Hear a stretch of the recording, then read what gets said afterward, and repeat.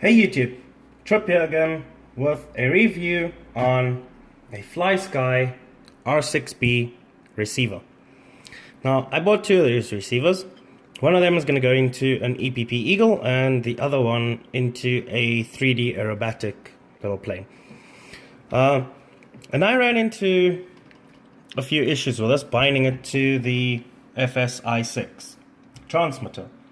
And if anybody's going to buy this receiver, it is a good receiver, it works. I'll show you just how well it works in a moment from now. But first thing I thought I'd show you is how you're going to bind this little transmitter to your FS-i6, or this receiver to your FS-i6 transmitter. Now, you're going to need is the receiver, obviously, your binding plug, which would come with the receiver, an ESC, and a battery.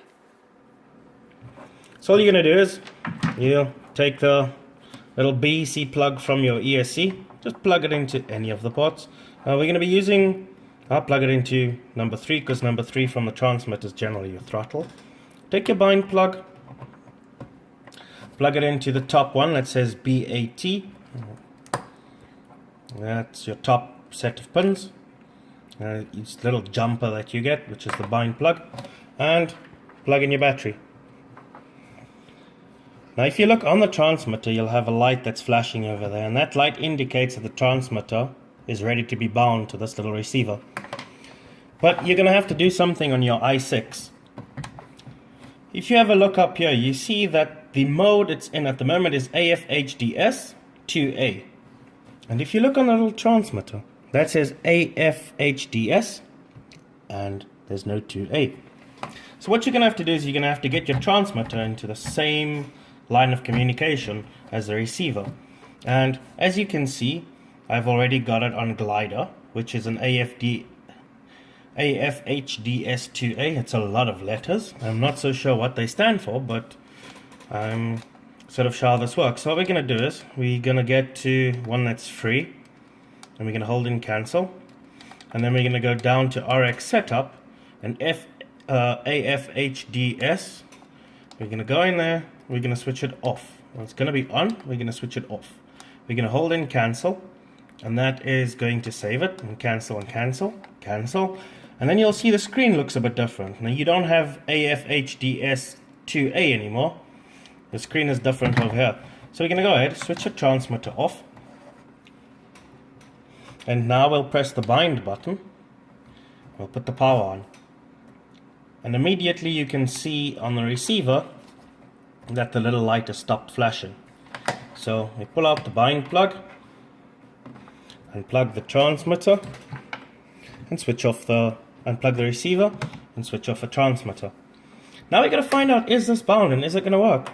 So the only thing I have to test it out on is the EPP Eagle wings over here. So that's an aileron. We're going to plug it into channel 1, not upside down.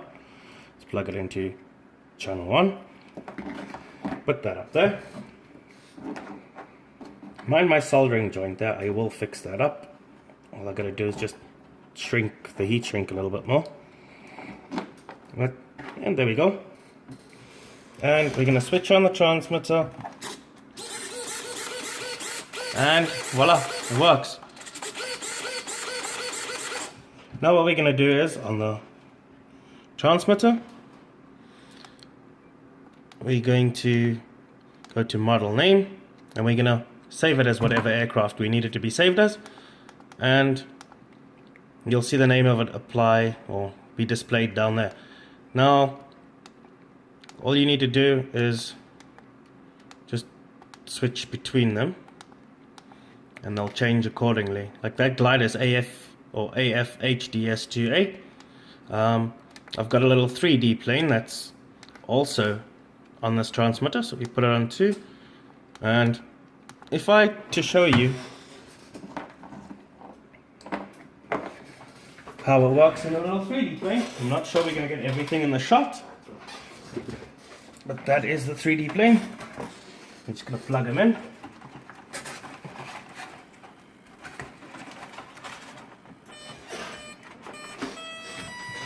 And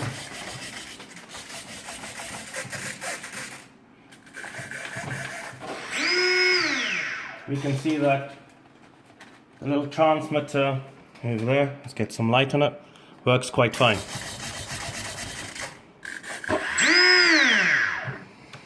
That's it from me for this little FS R6B receiver. Hope it taught you guys something, it cleared up a little bit of confusion. Hope you liked the review. If you liked this video, please like it and subscribe to my channel for more reviews in the future. Thanks guys.